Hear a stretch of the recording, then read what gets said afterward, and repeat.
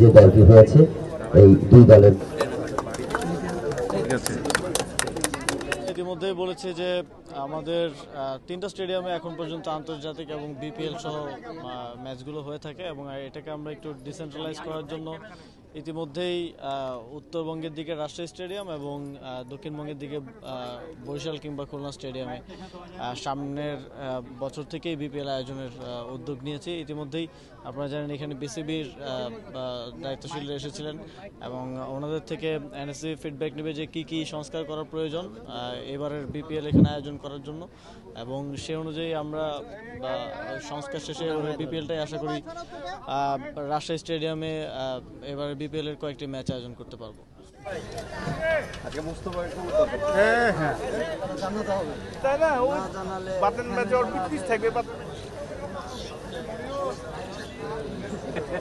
এ যেতে পারেনি